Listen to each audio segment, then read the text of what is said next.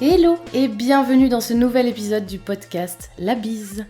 J'espère que tu vas bien et que ton été se passe correctement. Si tu es nouvelle par ici, je m'appelle Floriane et je suis consultante en communication et marketing digital à mon compte. J'accompagne les femmes entrepreneurs à créer une image de marque impactante pour rayonner, gagner en visibilité et développer leur business. L'idée, c'est quoi ? C'est de travailler à mes côtés sur les fondations de ta marque, ta présence digitale, en passant par ton univers graphique, ta stratégie de communication et ton organisation, sans oublier bien sûr une pincée de développement personnel pour te sentir plus en confiance et prête à exploser les barrières qui se placeront devant toi. L'objectif final, c'est d'apporter plus de visibilité à ta marque et booster tes ventes en étant aligné avec ce que tu es, toi, en tant qu'entrepreneur et femme. Donc, à nouveau, bienvenue sur mon podcast La Bise, et si tu veux en savoir plus sur mes activités, rendez-vous sur mon site web, leboudoirdubiz.fr. Avant de commencer cet épisode, j'ai une faveur à te demander. Il est désormais possible de donner une note sur la plateforme d'écoute de musique et de podcast Spotify. Et oui, car sur Spotify, on peut aussi écouter des podcasts. Alors, si tu as quelques secondes pour aller y glisser 5 étoiles, sur Spotify ou sur Apple Podcast, mille merci. Ce 10e épisode est un épisode un peu particulier dans lequel je vais me livrer et je vais te confier les 6 leçons de ma première année d'entrepreneuriat à la tête de Le Boudoir du Biz. Alors je précise à la tête de Le Boudoir du Biz parce que j'ai déjà été à mon compte en tant que rédactrice web freelance dans l'univers de la presse féminine et de la maison, la décoration, il y a déjà quelques années, et j'en avais déjà tiré de nombreuses leçons. Mais c'est un autre sujet sur lequel je reviendrai à l'occasion. Voilà, donc 1 an. 1 an que j'ai quitté le salariat et un CDI challengeant et bien confortable, tourné la page de plus de 10 ans de salariat dans la com et le marketing digital, avec donc une courte parenthèse freelance, lancé ma boîte, lancé mon podcast, 1 an que je me suis formée à WordPress et au copywriting pour compléter mes compétences, 1 an que j'ai créé et lancé avec mes petits doigts boudinés mon site WordPress, travaillé avec mes premières clientes, et merci pour votre confiance mesdames, cœur sur vous. 1 an que j'ai créé ma première offre, enchaînée sur un congé maternité. Ouais, sinon c'est pas drôle et puis c'est pas assez challengeant. 1 an que j'ai redécouvert l'URSSAF et autres joyeusetés, tirage de cheveux, perte de temps et incompréhension. 1 an que j'ai avancé, reculé, mieux sauté, je me suis vautrée, j'ai recommencé, j'ai réussi pour mieux reculer, avancer, etc. Bref, tu le connais peut-être celui-là, je te parle du cercle vicieux de l'entrepreneuriat. Bon sang, 1 an. J'ai du mal à réaliser. Ça semble si court et pourtant, il s'est passé tellement de choses en 1 an. J'ai donc décidé de réaliser cet épisode parce que c'est un contenu que j'aurais vraiment aimé découvrir avant de me lancer ou au moment de mon lancement. Et en parlant avec des amis entrepreneurs, il s'avère même que certaines leçons de ma première année leur ont été utiles. Alors, si tu es déjà lancé, n'hésite pas à continuer l'écoute, bien sûr. Tu vas le voir, je vais te livrer du concret. Mes freins, mes découvertes, mes fails, mes bonnes surprises. Alors est-ce que t'es prête ? Voici les 6 leçons que je tire de ma première année d'entrepreneuriat. C'est une bonne idée. Booba avait là une bonne idée. Cette première leçon, c'est « rien n'est jamais parfait ». Je crois que c'est vraiment la première chose que j'ai tenté d'ancrer en moi au bout d'à peine quelques semaines de boulot. Mieux vaut fait que parfait. C'est un adage que je me répète régulièrement. Et pour cause, j'ai passé 3 mois sur la création de mon site web. 3 putains de mois. Excuse-moi, je me suis emballée. 3 putains de mois. Certes, j'étais toujours en contrat dans mon ancienne boîte, mais tout de même, 3 mois. 3 mois. Niveau productivité et rentabilité, on est dans les abysses. On est au fin fond du fond. Et le comble, je modifie, j'affine, je retravaille mon site web au moins 1 fois par mois. Sans parler des histoires de référencement et de mise à jour, bien sûr. Je te parle vraiment du contenu visuel ou du design. Mon site, il devait être beau, complet, clair, concis, proposant une expérience utilisateur efficace et pertinente. En gros, il devait être parfait. Sauf que, rien n'est jamais parfait à tes yeux lorsque t'es entrepreneur. Tout est constamment améliorable. Et c'est peut-être ça d'ailleurs qu'on aime particulièrement dans nos vies d'entrepreneurs. Donc, un conseil pour toi, essaie de trouver le juste milieu entre qualité du contenu et temps passé. Dans tous les cas, tu vas y revenir. Tu reviendras sur ton site web, sur le design de tes réseaux sociaux, sur les contenus de tes offres, sur la façon d'utiliser tes outils. Bref, tu reviendras toujours constamment sur tous tes process et de manière hyper régulière. À partir du moment où tu le sais, tout est plus simple et plus fluide. Tu parviens à prendre du recul et à te dire « Ok, là c'est super complet, je peux le lancer ». La deuxième leçon que je veux te livrer aujourd'hui, c'est « Ne misons pas tout sur Instagram ». Si tu suis mes activités sur Instagram ou sur LinkedIn, tu as probablement lu à plusieurs reprises mon avis sur le sujet. Pour ne rien te cacher, j'ai toujours clamé haut et fort qu'Instagram, ou LinkedIn d'ailleurs, ne peut pas être ton unique canal de communication à moyen ou long terme. Alors qu'il y a eu la fameuse panne mondiale d'Instagram pendant 2 jours, lorsqu'on a découvert que de plus en plus de comptes Insta se faisaient pirater ou étaient clairement supprimés du jour au lendemain, ça m'a vraiment poussé à en parler davantage à mes clientes et à moi-même prendre des mesures sur le sujet. Alors je voudrais que tu te poses une question aujourd'hui. Je voudrais que tu te demandes, qu'est-ce qui se passe demain si ton compte Instagram est définitivement supprimé ? Ouais, je sais, ça fait mal. Comment est-ce que tu vas reprendre contact ou garder contact avec tes prospects et tes clients ? Quelles sont les options qui vont s'offrir à toi ? Parce que personne n'est à l'abri du piratage. Et entre nous, la double authentification sur Insta ne permet pas toujours de se prémunir de ce type de mésaventure, crois-moi, j'en ai des exemples à la pelle. Donc la double authentification, oui, un grand oui et systématiquement, mais ça ne te protège pas de tout. De mon côté, du coup, j'ai d'abord misé sur Instagram, et puis happé par toutes les règles qu'on nous assène sur les modes de publication, les habitudes à prendre, l'algorithme, etc., je me suis essoufflée. Et oui, c'est bien moi, l'ex-responsable réseaux sociaux et avant community manager, chef de projet social media, qui te le dit et qui te l'affirme. Lorsque tu arrives à saturation, voulant à tout prix suivre les bonnes pratiques, analysant l'algorithme et ses méandres, t'as 2 options. La première option, c'est de t'épuiser à poster tout en étant du coup, par voie de conséquence, forcément pas productive, pas forcément ultra pertinente et franchement pas inspirée. La deuxième option, c'est de ralentir et de trouver justement d'autres options, d'autres manières de communiquer. De mon côté, j'ai donc réduit mon planning de publication à 2 posts par semaine et 1 story minimum par jour sur Instagram. Mais j'ai aussi décidé de communiquer ailleurs. Pourquoi ? Parce que au-delà de ma non-envie de m'imposer quoi que ce soit sur Instagram, je me suis rendu compte que mes potentielles clientes et clientes actuelles d'ailleurs ne venaient pas toujours d'Instagram mais du bouche à oreille et de ma liste email. Par contre, je préfère préciser, je préconise pas du tout d'être sur Insta, LinkedIn, Facebook, d'avoir une newsletter, un blog, un système de relations presse et une présence sur tous les salons, mais vraiment pas du tout. Ce que je te conseille, c'est de pas du tout t'éparpiller, de faire les choses bien à 2 endroits par exemple, et je suis sûre que tout se passera très bien. 3e leçon, et sans transition. La 3e leçon que j'ai apprise en première année d'entrepreneuriat, j'ai l'impression de parler d'un diplôme, mais pas du tout.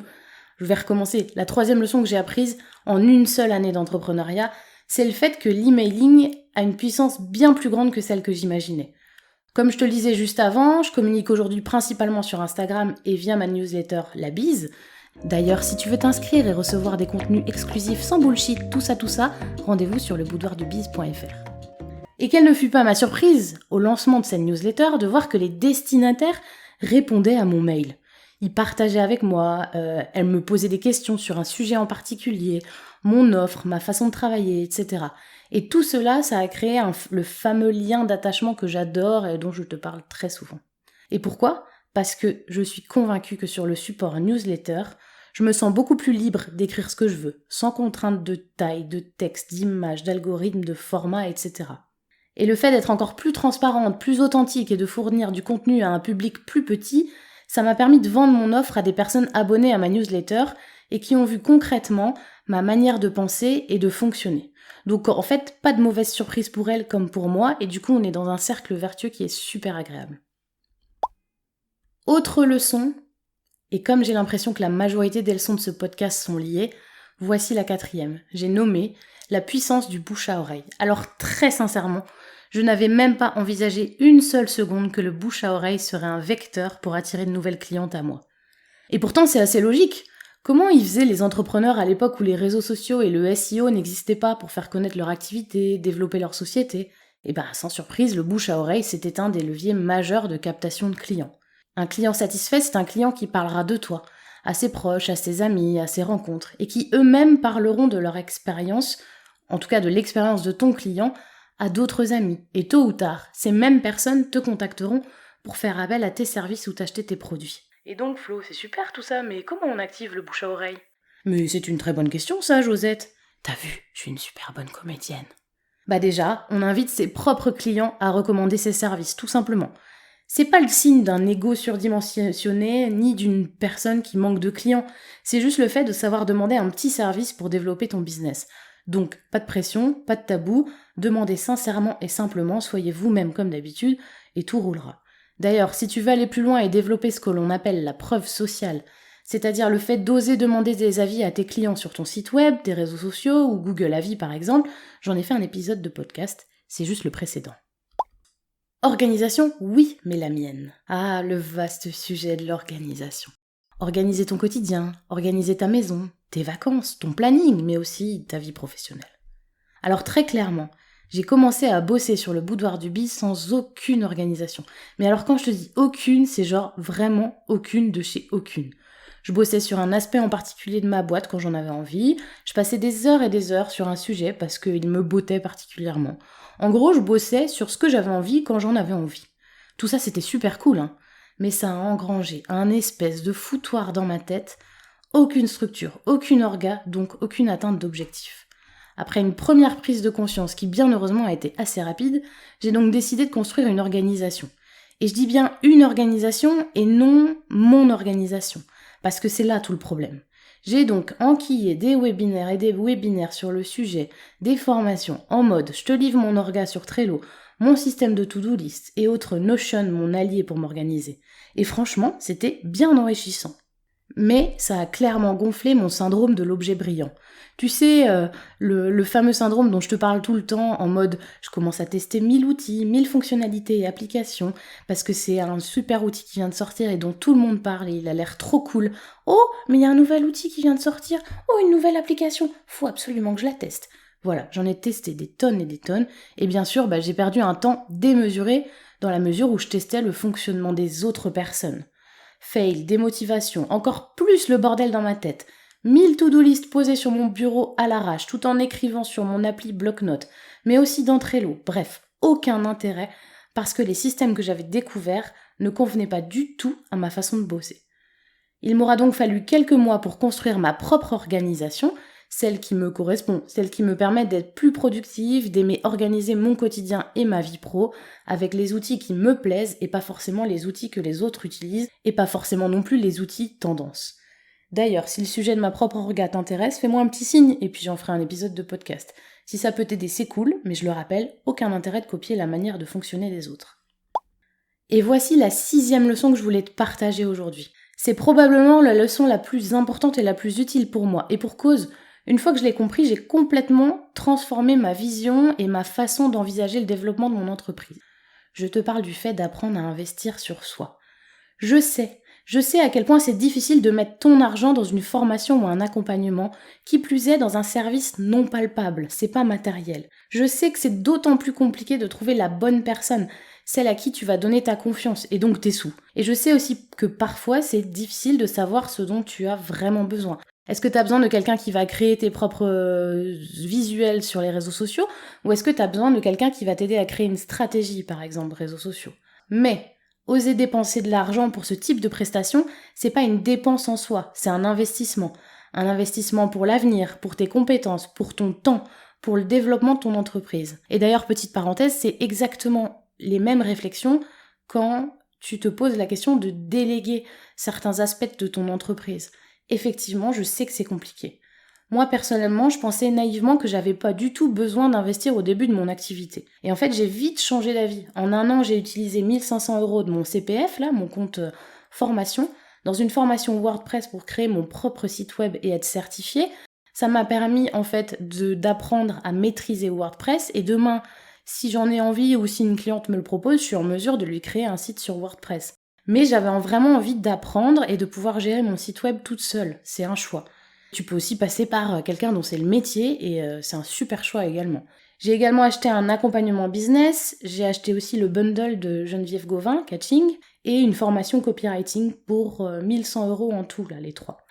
Pourquoi ? En fait, parce que j'avais besoin de débloquer certains aspects de ce qu'on appelle le mindset, c'est-à-dire ma façon de penser. Parce que j'avais aussi besoin de me mettre à jour sur des aspects techniques spécifiques, comme le copywriting.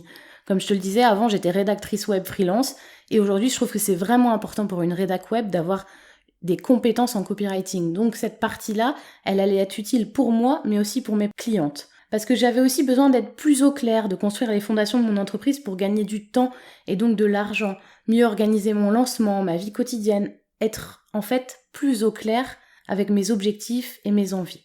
Donc plus de compétences, plus de confiance en moi, plus de structure pour le développement de mon entreprise. Et au-delà, grâce au fait d'avoir investi sur moi, je suis en mesure d'apporter plus de valeur à mes clientes, de les accompagner au mieux et de pouvoir répondre à leurs problématiques de manière plus vaste et aussi plus précise. Et je sais que certains d'entre vous vont se dire « Ouais mais bon, c'est bien mignon Flo, mais moi je suis pas encore lancée. Toi t'as investi une fois que tu générais du chiffre d'affaires. » Alors non, c'est faux. En fait, l'argent que j'ai investi, c'est l'argent que j'ai eu suite à ma rupture conventionnelle. Je vais être hyper transparente avec vous. Mais je n'aurais pas eu ces sous, j'aurais investi mon propre argent parce que je sais aujourd'hui à quel point ça a été bénéfique pour moi.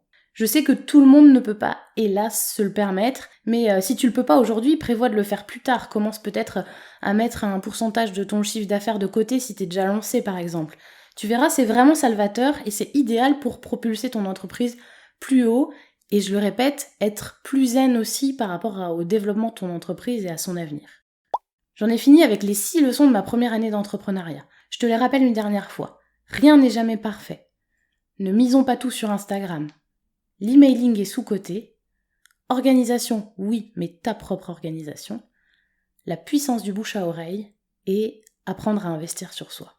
Si tu veux nous livrer tes propres leçons, rendez-vous sur mon compte Instagram.